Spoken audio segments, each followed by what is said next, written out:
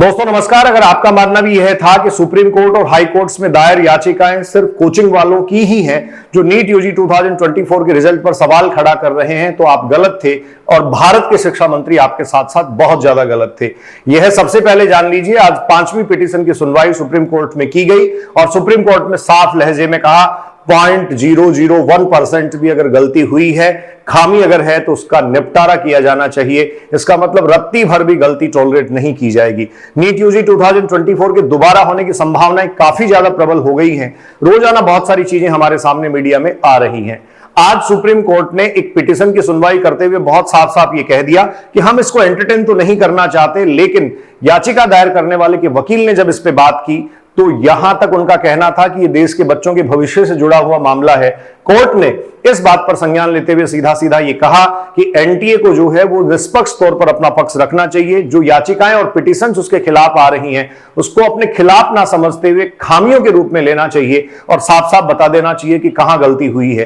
क्योंकि अगर 0.001% भी इसमें गलती सामने पाई गई तो यह अपने आप में टॉलरेट करने वाली बात नहीं होगी। 8 जुलाई को रेगुलर बेंच के सामने सुनवाई होगी। आज जो सुनवाई की गई थी वो जस्टिस भट्टी और जस्टिस नाथ की बेंच ने की थी, जो सुप्रीम कोर्ट की वैकेशन बेंच है। अब सुन लीजिए कौन सी याचिका है। सबसे पहले आपको पता होगा 2 जून को एक याचिका फाइल की गई थी जो एग्जैक्टली 4 जून को रिजल्ट आने से पहले ही सुनवाई में चली गई, माफी चाहूंगा सुनवाई में बाद में गई थी। और ये Shivangi Mishra and others 9 students की याचिका थी। इन्होंने काउंसलिंग पर रोक लगाने और नीट परीक्षा को रद्द करने की मांग की थी। दूसरी याचिका हितेश सिंह कश्यप गुजरात के गोधरा से संबंधित थी, जिन्होंने जय जलराम परीक्षा केंद्र पर जो साउथ इंडिया से स्पेशली कर्नाटक और उड़ीसा से बहुत सारे बच्चों के मतलब 26 छात्रों के वहां सेंटर अलॉट किए जाने को लेकर इस पेपर लीक की सीबीआई जांच की मांग कर रहे थे। तीसरी याचिका फिजिक्स वाला पीडब्ल्यू के फाउंडर अलक पांडे सर की थी, जिन्होंने 1563 बच्चों को दिए गए ग्रेस मार्क्स में धांधली और इससे भी कहीं ज्यादा इस नंबर में धांधली की बात की थी। 1563 बच्चों के ग्रेस मार्क्स को रिवोक करने का फैसला एनटीए ने पहले ही कोर्ट में कर लिया था, मतलब कोर्ट में सुनवाई से पहले ही एनटीए ने एडमिट कर लिया था।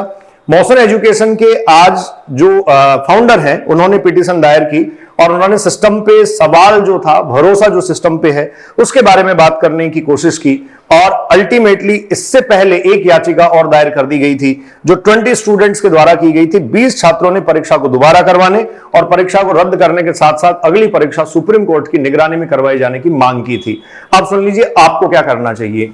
अपना नोट्स, नोटबुक, एनसीईआरटी खोल के बैठिए। 2 ही रास्ते आपके पास हैं, या तो आपको नीट यूजी 2024 की परीक्षा में जाना पड़ेगा या फिर सीधे सीधे आपको किसी कोचिंग के क्लासरूम में फिर से आना पड़ेगा। अगर आप चाहते हैं कि इस देश में साफ सुथरी व्यवस्थाएं हो तो मैं बार बार वही कहूंगा जो हर बार कहता आया हूं, बोल की लब आजाद है तेरे, बोल की जुबां तेरी अपनी है। और जिन लोगों को ये लगता है कि इसमें सरकार बहुत मासूम है, मैं आपको बता दूं एनटीए सरकार की ही एजेंसी है और एनटीए की तरफ से सरकार का पक्ष रखने के लिए सॉलिसिटर जनरल कोर्ट में पेश होते हैं। 8 जुलाई निश्चित तौर पर भारत के बच्चों के लिए ऐतिहासिक दिन होगा।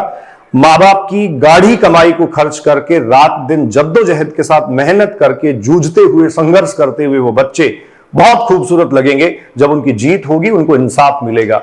और हां, कोर्ट ने साथ में यह टिप्पणी भी की कि अगर फर्जीवाड़े से कोई इस परीक्षा में जगह पा लेता है, स्थान पा लेता है, तो वो अपने आप में बहुत निंदनीय है, वो समाज के लिए घातक है। मैं एमएम बलडोदिया अभिव्यक्ति के माध्यम से आपसे मुखातिब हो रहा था। तैयारी शुरू कर दीजिए। नीट एग्जाम 2024 के होने की संभावनाएं बहुत ज्यादा है। मैं फिर आपको कह रहा हूं 8 जुलाई नीट परीक्षा के इतिहास में अपने आप में हिस्टोरिकल ऐतिहासिक दिन होगा। Enjoy your life, be safe, thank you.